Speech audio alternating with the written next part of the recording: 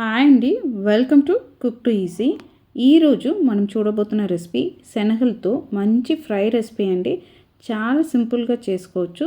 Same టైంలో మనం అమ్మవారికి ప్రసాదం కింద కూడా దీన్ని చేసి పెట్టవచ్చు. రండి ఈ శనగల ఫ్రై ఎలా చేయాలనేది చూసేస్తాం. 1.5 కప్ అంతా శనగల్ని నేను రాత్రి అంతా నానబెట్టి తీసుకున్నానండి.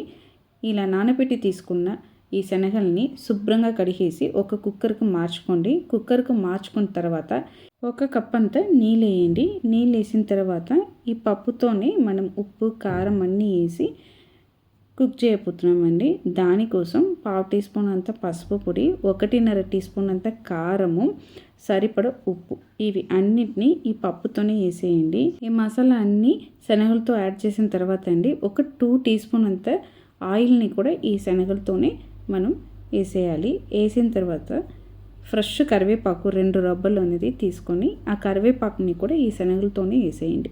వేసేసి ఇప్పుడు ఈ శనగలు అనేది మనకు ఉడికి రావాలి అండి. ఒక 6 విజిల్స్ పెట్టి తీసుకున్నామంటే మనకు శనగలు అనేది సూపర్గా రెడీ అయిపోతుంది. 6 విజిల్ తర్వాత శనగలు ఎలా ఉందనేది చూస్తాం రండి. 6 విజిల్ తర్వాత ప్రెషర్ అన్నీ వెళ్ళిన తర్వాత చూడండి మనకు శనగలు అనేది ఈ విధంగా కుక్ అయి వచ్చింది. మనం వేసిన ఈ మసాలా సామాన్లు కూడా బాగా కుక్ అయిపోయిందండి. ఇప్పుడు దీన్ని పోపేసి ఈ వాటర్ అనేది దగ్గరికి వచ్చినంత వరకు మనం కుక్ చేసుకోవాలి. ఈ విధంగా కుక్ చేసుకుంటే మనం వేసిన మసాలా అనేది ఒక్కొక్క శనగలకు బాగా కోట్ అయ్యి మనకు ఆ శనగల కర్రీ అనేది తినడానికి భలే ఉంటుందండి. పొయ్యి మీద ఒక కడాయి పెట్టేసి 1.5 టీ స్పూన్ అంత ఆయిల్ తీసుకోండి.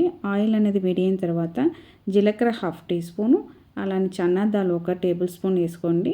అలానే ఉరద్దాలు 1 టేబుల్ స్పూన్ వేసుకోండి. ఇవి అన్నీ బాగా ఫ్రై అయిన తర్వాత అండి 1 టీ స్పూన్ అంత ఆవాలు, అలానే 2 ఎండుమిర్చి ఇవిని కూడా వేసి బాగా ఫ్రై చేసుకోవాలండి.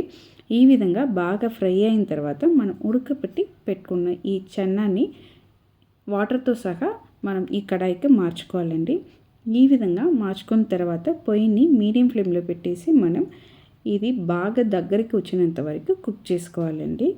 మనకు ఒక్కసారి కుక్కర్లో అన్ని సామాన్లు వేసి మనం కుక్ చేసుకుంటే చాలండి. ఈ విధంగా మనం పోపేసి దీన్ని కడాయిలో వేసేసిన తర్వాత పొయ్యిని సిమ్లో పెట్టేసి వదిలేసామంటే మనకు అది బాగా దగ్గరికి వచ్చేస్తుంది.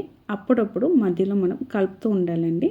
అడుగు పట్టకుండా మనం చూసుకుంటే చాలు. సూపర్గా మనకు చెన్నా ఫ్రై అనేది రెడీ అయిపోతుంది. చూడండి ఒక 3 మినిట్స్ తర్వాత ఈ విధంగా ఉంది. ఇంకా ఒక 3 మినిట్స్ తర్వాత మనం చూసామంటే వాటర్ అనేది చాలా దగ్గరగా అయ్యి విడివిడిగా మనకు చెన్నా అనేది ఉంటుందండి. ఆ విధంగా మనం ఫ్రై చేసి తీసుకున్నామంటే మనకు సూపర్గా చెన్నా ఫ్రై అనేది రెడీ అయిపోతుంది. చూడండి మనం వేసిన మసాలా అనేది విడివిడిగా ఒక్కొక్క చెన్నాకు కోటాయి వచ్చింది. ఇప్పుడు లాస్ట్గా దింపడానికి ముందు ఫ్రెష్గా కరివేపాకు కొద్దిగా వేసి కలుపుకొని తీసుకున్నామంటే మనకు సూపర్గా ఈ చెన్నా అనేది రెడీ అయిపోతుంది అండి. అంతే, చెన్నా ఫ్రై సూపర్గా రెడీ అయిపోయింది. మనం ఈ చెన్నాని సర్వ్ చేయడానికి ముందు కొద్దిగా లెమన్ జ్యూస్ని కూడా పైన స్ప్రెడ్ చేసి ఇచ్చామంటే ఈ ఫ్రై ఇంకా భలే ఉంటుందండి తినడానికి. అంతే, సూపర్గా సింపుల్గా మనకు ఒక చెన్నా ఫ్రై అనేది రెడీ అయిపోయింది. చాలా చాలా ఈజీగా చేసుకోవచ్చండి. టేస్ట్ అయితే భలే ఉంటుంది.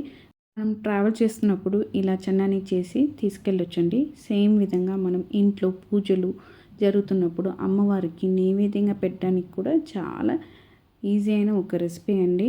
మనం కుక్కర్లో అన్నీ వేసి ఒక్కసారి ఉడకపెట్టేసి తీసుకున్నామంటే పోపు అనేది సైడ్లో పెట్టేసి మనం మిగతా ప్రసాదాలు అన్నీ చేసుకోవచ్చండి. మీరు కూడా సేమ్ కొలతలతో ఒక్కసారి ఈ చెన్నా ఫ్రై రెసిపీని ట్రై చేసి చూడండి, టేస్ట్ చేసి చూడండి.